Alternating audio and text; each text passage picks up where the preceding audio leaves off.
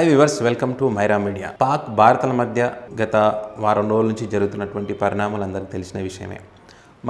మన సైనికుల మీద దాడి చేయడం, వారు మరణించడం, ఉగ్రవాదులను మన సైనికులు తుదముట్టించడం. ఈ నేపథ్యంలోనే అంటే పాక్ దాడులను తిప్పికొట్టే క్రమంలో మన wing commander Abhinandan MiG-21 pilot అది దాంట్లో వెళ్ళడం, అక్కడ కూలిపోవడం, ఆ తర్వాత ఆయన పారాచూట్లో పాక్ ఆక్రమిత కాశ్మీర్ అనేటువంటి ఆ ప్రాంతంలో దిగడం జరిగింది. ఆ సందర్భంలోనే పాక్ దళాలు వింగ్ కమాండర్ను వాళ్ళ ఆధీనంలోకి తీసుకోవడం జరిగింది. సో ఆయన ధైర్యం కోల్పోకుండా 58 గంటలు వాళ్ళ ఆధీనంలో ఉండి భారతదేశానికి సంబంధించినటువంటి ఎలాంటి ఆధారాలు కూడా వాళ్ళకి ఇవ్వకుండా ధైర్యంగా ఉన్నాడనేటువంటిది అందరూ చెప్తున్నటువంటి పరిస్థితి ఉంది. ధైర్యశాలి అయినటువంటి అతను భారత్ ఎప్పుడు వస్తాడా, వాళ్ళ ఆధీనంలో నుంచి ఎప్పుడు బయటకు వస్తాడా, మనకి ఎప్పుడు అప్పచెప్తారా అనేటువంటిది యావత్ భారతదేశం అంతా కూడా 1000 కళ్ళతో ఎదురు చూసినటువంటి పరిస్థితి. క్షేమంగా తిరిగి రావాలని భారతదేశం అంతా కూడా ఎన్నో ప్రార్థనలు, పూజలు చేసినటువంటి పరిస్థితి. సో మనకు ఉన్నటువంటి ఒప్పందం ప్రకారం, జెనీవా ఒప్పందం ప్రకారం పాక్ అధ్యక్షుడు ఇమ్రాన్ ఖాన్ సైనికుని వదిలేస్తామని చెప్పడంతో భారత్ అంతా ఊపిరి పీల్చుకున్నటువంటి పరిస్థితి.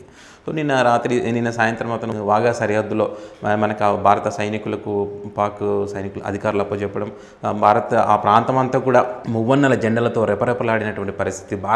యావత్ భారతదేశం అంతా కూడా ఒక పండగలా కొనసాగినటువంటి పరిస్థితి. అందరూ కూడా ఆయన తిరిగి రావడం, ఒక ధైర్యశాలి మన భారతీయుడు, మన కమాండర్ తిరిగి రావడం నిజంగా ఆనందాన్ని కలిగించినటువంటి పరిస్థితి. ఈ నేపథ్యంలోనే IAF అధికారులు ఆయనను అభినందన్ వర్ధన్ దగ్గర నుంచి వాగా సరిహద్దు నుంచి ఢిల్లీకి తరలించినటువంటి పరిస్థితి ఉంది. అంటే అక్కడ ఆయనకు సంబంధించి ఒక ప్రత్యేకమైనటువంటి వైద్య పరీక్షలు, తర్వాత ఫిట్నెస్కి సంబంధించిన పరీక్షలు కానీ చేయడం జరిగింది. ఎందుకంటే పాకిస్తాన్లో సుమారుగా ఆయన 58 గంటలు ఉన్నారు కాబట్టి వాళ్ళ నిర్బంధంలో మరి ఎలాంటి ట్రీట్మెంట్ ఇచ్చారు, వాళ్ళకి ఏదైనా వైరస్కి సంబంధించి ఇంజెక్షన్స్ ఏమైనా చేశారా, అంటే భారత్లో ఏదైనా వైరస్ వ్యాపింపజేసే విధంగా ఏదైనా చేశారా అనేటువంటి కొన్ని అనుమానాలు ఉండడంతో, అదేవిధంగా మనకు భారత భద్రతకు సంబంధించినటువంటి ఏమైనా సమాచారం వాళ్ళకి చెప్పారా, మరి ట్రీట్మెంట్ ఎలా జరిగింది, అసలు అక్కడ వాళ్ళు ఎలా ట్రీట్ చేశారు, ఏమేమి జరిగినాయి, ఈయన నుంచి ఏమైనా విషయాలు రాబట్టారా అనేటువంటి వాటిని కూడా మానసిక పరీక్షలు, అదేవిధంగా ఫిట్నెస్ పరీక్షలు కూడా కొన్ని గంటల పాటు ఇంటెలిజెన్స్ అధికారులు చేసినటువంటి పరిస్థితి ఉంది.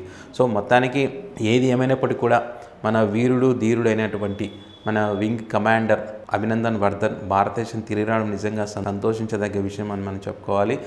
భారతీయులందరూ కూడా తలెత్తుకునే విధంగా ఆయన ధైర్యాన్ని చూపించినటువంటి పరిస్థితి. ఆయన తిరిగి రావడం నిజంగా మన అదృష్టంగా భావించాలి. మన భారతదేశం మువ్వనెల జెండా రెపరెపలాడాలని కోరుకుంటూ జై హింద్, జై భారత్.